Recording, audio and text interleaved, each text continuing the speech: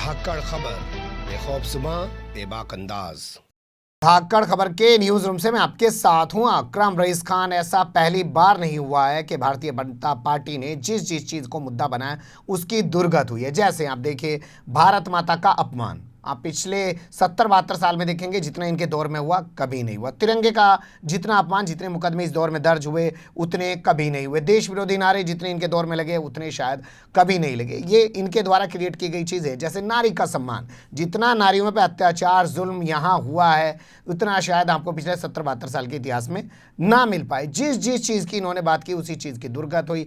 मजदूरों की भी ये लोग बात करते हैं, लेकिन मजदूरों की जो दुर्दशा है वो सड़कों पर दिखाई दे रही है। हाल फिलहाल में प्रधानमंत्री नरेंद्र मोदी ने अपना संबोधन दिया 34 मिनट के उस धाकड़ संबोधन में, धाकड़ कह रहा हूं मैं, धाकड़ वाली वैसे उसमें कोई बात थी नहीं, धाकड़ संबोधन में उन्होंने बार बार ये बताने दिखाने की कोशिश की कि 20 लाख करोड़ 20 लाख करोड़ 20 लाख करोड़, ताकि भोंपू मीडिया के दलाल चाटुकार दंगाई पत्रकारों के मुंह में वो शब्द घुसेड़ सकें। और उसके अलावा अपने जो मीडिया वाले बैठे हैं, जो सोशल मीडिया पर कब्जा करे बैठे हैं, जिसको IT सेल कहते हैं, उनके मुंह में वो शब्द घुसेड़ सके। और अपने प्रवक्ताओं के मुंह में वो शब्द घुसेड़ चुका है वो शब्द, वो लोग उसमें लगे हुए। लेकिन मजदूरों को लेकर सिर्फ इतना कहा कि वो लोग तप कर रहे हैं। तो सवाल पैदा हुआ कि क्या ये लोग जो सड़कों पर भूखे प्यासे चल रहे हैं, गर्भवती महिलाएं चल रही हैं, बच्चे चल रहे हैं, ये तप कर रहे हैं? कोरोना के लेके देश में कोई महायज्ञ चल रहा है, सड़क पर कुचलने से उनकी मौत हो जा रही है, ट्रेन से कुचलकर वो मर जा रहे हैं, ये तप चल रहा है, इसको तप कहेंगे? तो इस तप को लेकर ये तप कैसे आगे बढ़ा रहे हैं मजदूर, वही मैं आपके सामने 7 तस्वीरों में रखने जा रहा हूं कि मजदूरों का यह तप कैसे कैसे आगे बढ़ रहा है। सीधी एक तस्वीर आपके सामने मध्य प्रदेश से, जहां शाम दाम दंड भेद अपना के इन्होंने सत्या हत्या ली है। कमलनाथ को सरकार से बेदखल कर दिया है, कांग्रेस के 22 विधायकों को पार्टी से बाहर करवा के उनकी सदस्यता खारिज करवा के। यहाँ का एक इलाका है गुना, ये गुना इलाका उन्हीं नेताजी का जाना जाता है, ज्योतिरादित्य सिंधिया का। वहाँ पर बस और ट्रक की भिड़ंत हुई है। सुबह 3 बजे की घटना, या यूँ कह सकते हैं रात 3 बजे की ये घटना है। और इसमें 8 मजदूरों की मौके पर मौत हो गई और 55 मजदूर गंभीर रूप से घायल हो गए हैं। MP के गुना के जो कैंट थाना पड़ता है उसके पास हुई है ये घटना, ये हादसा। रात करीब 3 बजे की घटना बताई जा रही है। तमाम लोग महाराष्ट्र से लौट रहे थे उत्तर प्रदेश की तरफ, यानी कि UP के मजदूरों के साथ ये घटना हुई है। लेकिन फ़र्क किसे पड़ रहा है साहब? ये तो उनका तप है, तप में वो अपनी आहुति दे रहे हैं। अब दूसरी आहुति देख लीजिए मजदूरों ने कैसे दी है। उत्तर प्रदेश के मुजफ्फरनगर से खबर हमारे पास आ रही है, इससे महज 3 घंटे पहले, यानी कि रात के 3 बजे की, वो रात के 12 बजे की खबर। यहाँ से एक हाईवे गुजरता है जिसको मुजफ्फरनगर सहारनपुर हाईवे कहा जाता है। वहाँ पे एक टोल नाका है। टोल नाके के पास पंजाब से बिहार की ओर जा रहे ये प्रवासी मजदूर पैदल जा रहे थे। इन पर रोडवेज बस चढ़ा दी गई। 6 मजदूरों की मौके पर मौत हो गई, 6 गंभीर रूप से घायल हो गए। 2 को पास के जिला अस्पताल में भर्ती कराया गया है, जब 4 को मेरठ के हॉस्पिटल में, मेडिकल हॉस्पिटल में रेफर कर दिया गया है। बहुत बुरी तरीके से वो कुचले में, आप देख नहीं पाएंगे उन तस्वीरों को, हम भी आपके सामने नहीं रखना चाहते हैं उनको। जो ये बस का चालक है वो नशे में धुत था, पी के चला रहा है मस्ती से साहब, और खुली सड़क है, दबा के चला रहा है। उसे क्या दिक्कत है? गरीब मर गया तो मर गया, इससे ज़्यादा कोई हत्या का मुकदमा तो उस पर दर्ज होने का नहीं है। गैर इरादतन हत्या का केस दर्ज होता है इसमें। और आपने देखा होगा प्रधानमंत्री नरेंद्र मोदी के एक मंत्री की एक्सीडेंट में मौत हो गई, खड़े खड़े ड्राइवर को जमानत मिल गई। इसी तरीके से प्रधानमंत्री नरेंद्र मोदी की सिक्योरिटी में लगे हुए एक सिक्योरिटी गार्ड की NSG कमांडो की मौत हो गई। उसके जो एक्सीडेंट करने वाला था उसको खड़े खड़े जमानत मिल गई, यहाँ इसको भी मिल जाएगी। हादसा हो गया जी, नशे में धुत होकर चला रहा था तो क्या हो गया? मर गए तो मजदूर हैं, इनका मरने से क्या फ़र्क पड़ रहा है? ये मजदूर पंजाब से बिहार की तरफ जा रहे थे। ये 3 घंटे पहले की घटना है। मैं कुछ मजदूरों के नाम आपके सामने रखने की कोशिश करता हूं, लेकिन उससे पहले ड्राइवर का नाम मुझे लगता है आपको समझ लेना चाहिए। ड्राइवर फिरोज़ाबाद का रहने वाला बताया जा रहा है, उसका नाम है राजबीर सिंह जो है, और वो नशे में धुत बताया जा रहा है, जिसे पुलिस ने अपनी कस्टडी में ले लिया है। मृतक वीरेंद्र पटना के रहने वाले हैं, हरीश गोपालगंज की रहने वाली हैं, विकास गोपालगंज के रहने वाले हैं, इसी तरीके से नरेश गोपालगंज के रहने वाले हैं, वासुदेव गोपालगंज के रहने वाले हैं, और गुड्डू कुमार भी गोपालगंज के रहने वाले हैं। इनकी मौके पर दर्दनाक मौत हो गई है, यानी कि इनके लिए सड़क पे चलने की जगह भी नहीं रही है जी। तीसरी तस्वीर हम आपके सामने रख रहा हूँ, वो देख लीजिए। कानपुर से तस्वीर हमारे पास आ रही है। ट्रक से भिड़ी डीसीएम, यानी कि ट्रक और डीसीएम में भिड़ंत हो गई। 3 मजदूरों की मौके पर मौत हो गई और कई और मजदूर जो गंभीर रूप से घायल हैं उनको कानपुर के हेराल्ड अस्पताल में भर्ती कराया गया और कुछ को जिला अस्पताल में भर्ती कराया गया। झांसी हाईवे पर माती जल निगम पड़ता है, उसके पास ये घटना हुई है।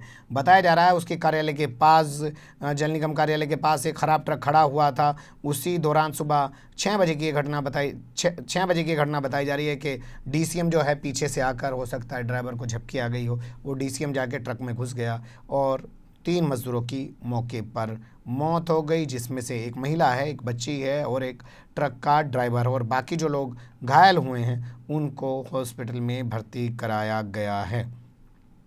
2 मजदूर जो गंभीर रूप से घायल हैं उनको हेल्थ अस्पताल में भर्ती कराया और बाकी जो हैं उनको जिला अस्पताल में भर्ती कराया गया है। डीसीएम चालक रोहित, जिसकी उम्र 30 साल है, जो रहने वाला है बस्ती का, वो इस ट्रक को, वो डीसीएम को चला रहा था।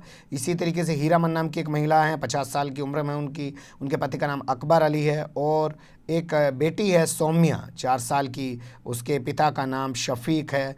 इनकी मौत हो गई है। ये मजदूर गुजरात के अहमदाबाद से लौट रहे थे और ये सब उत्तर प्रदेश के रहने वाले हैं। कोई इसमें बलरामपुर का रहने वाला था, कोई देवरिया का रहने वाला था, कोई मिर्ज़ापुर का और कोई गोरखपुर का रहने वाला था। लेकिन मर गए तो क्या हुआ, आहुति दे रहे हैं, जो तप चल रहा है उसमें आहुति। अगली खबर का देख लीजिए, मैं आपके सामने रख रहा हूँ। श्रमिक स्पेशल ट्रेन में आ रही थी वो महिला गुजरात से उत्तर प्रदेश में, लेकिन जब वो सुबह उठी नहीं तो उसके परिजनों ने हिला डुला के देखा तो उसकी मौत हो गई। उसके बाद पूरा प्रशासन में हड़कंप मच गया कि कोरोना से तो नहीं मौत होगी।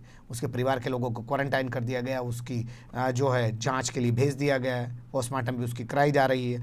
गुजरात के बड़ोदरा में से वो एक श्रमिक ट्रेन जो आई है बांदा में, उसमें ये महिला सवार थी। इसके साथ इसके परिवार के 12 लोग भी सवार थे। मृतक महिला का नाम घुटिया बताया जा रहा है, घुटिया देवी, और उनके पति का नाम है भग्गन रेदास।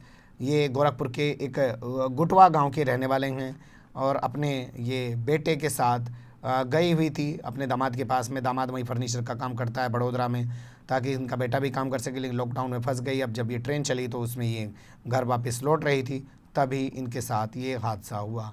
लेकिन पुलिस और प्रशासन पता कर रहा है इनके बेटे से, भैया इनकी ट्रैवल हिस्ट्री बताओ, ये कहाँ गई। गरीब महिला ट्रैवल हिस्ट्री पूछ रहे हैं, ठीक है। बाकी जो और मजदूर थे उन सबको बसों में भर के उनके घरों तक भेज दिया गया है। बताया जा रहा है ये महिला हाई ब्लड प्रेशर की शिकार थी, रात में सोई तो सुबह उठी नहीं। अगली तस्वीर देख लीजिए, लेकिन ये आहुति है, आहुति में सब चलता है। भूख से बिलखते अपने बेटे को नहीं देख पाया वो शख्स और फांसी लगाकर उस बाप ने अपनी जान दे दी। हरियाणा के सोनीपत से खबर हमारे पास आ रही है। मृतक जो हैं वो घनघटा थाना क्षेत्र के कुलमौर गांव के रहने वाले हैं और ये यूपी में पड़ता है। 40 साल इनकी उम्र है। राम इनका राजेश, इनके पिता का नाम है पलटू, और सोनीपत में एक जगह एक फैक्ट्री में रहा करते थे, वहीं पर खराद का काम किया करते थे। इनका 16 साल का बेटा रंजीत भी इनके साथ रहा करता था। जब तक पैसे थे खाना खर्चा चलता रहा, जब पैसे नहीं तो भुखमरी की नौबत आ गई, खाने के लाले पड़ गए, किसी तरीके से काम चला रहे थे, लेकिन अंदर ही अंदर घुटे जा रहे थे क्योंकि बच्चा भी भूखा रहता था, खुद भी भूखे रहते थे। बुधवार की सुबह, यानी कि कल की खबर है, और सुबह इन्होंने अपनी जान दे दी। बेटा जो है जब उसने देखा तो उसकी भी चीख निकल गई। सोचिएगा, 16 साल का मासूम सा बच्चा, सामने उसके बाप की लाश लटकी हुई है। उसने अपनी माँ को फ़ोन करके बताया रामवती को। घटना के बाद परिवार की जो 2-3 बेटियां हैं, एक इसका भाई और गांव में रहता है इस बच्चे का, और माँ बाप जो हैं बूढ़े, उन सब का रो रो कर बुरा हाल है। पत्नी डेड बॉडी वहाँ तक पहुँचेगी तो कैसे पहुँचेगी या नहीं पहुँचेगी, कल्पना करके देखिएगा। लेकिन आहुति दी जा रही है तब के लिए। अगली तस्वीर देख लीजिए। हैदराबाद से ये मजदूर ओडिशा जा रहा था, 300 किलोमीटर पैदल चल चुका था, अचानक गिरा, इसको उल्टी आई, पेट में सीने में दर्द हुआ, उल्टी हुई और ये मर गया। पुलिस पहुंची, इसको हॉस्पिटल ले गई। जांच के बाद डॉक्टरों ने इसे मृत घोषित कर दिया। ओडिशा के मलकानगिरी का रहने वाला था और अपने कुछ साथियों के साथ हैदराबाद से पैदल ही निकल पड़ा था। 300 किलोमीटर का सफ़र तय करने के बाद ये तेलंगाना के भद्राचलम पहुंच चुका था। अचानक इसके सीने में दर्द उठा, उल्टी हुई, सड़क पर गिर गया। पुलिस को सूचना दी गई, पुलिस आई, डॉक्टर के ले गई, इसकी मौत हो गई। लेकिन किससे फ़र्क पड़ता है साहब, ये तो तब चल रहा है।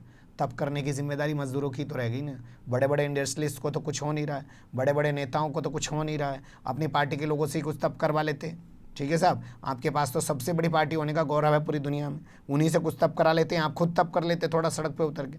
बताया जा रहा है कि लू लगने से इसकी मौत हुई है, भूखा प्यासा था, इसका गला भी सूखा हुआ था, इसके होंठ भी सूखे हुए थे, इस तरीके से बताया जा रहा है। लेकिन फ़र्क क्या पड़ता है, आहुति चल रही है। मैं इस बुलेटिन की आखिरी खबर आपके सामने रख रहा हूँ। ये तस्वीर आपके सामने चल रही होगी पिछले 2 दिन से। एक बैलगाड़ी है, उसमें पहले एक महिला उस बैलगाड़ी को घसीटती है बैल के साथ लगकर, यानी कि बैल बन जाती है।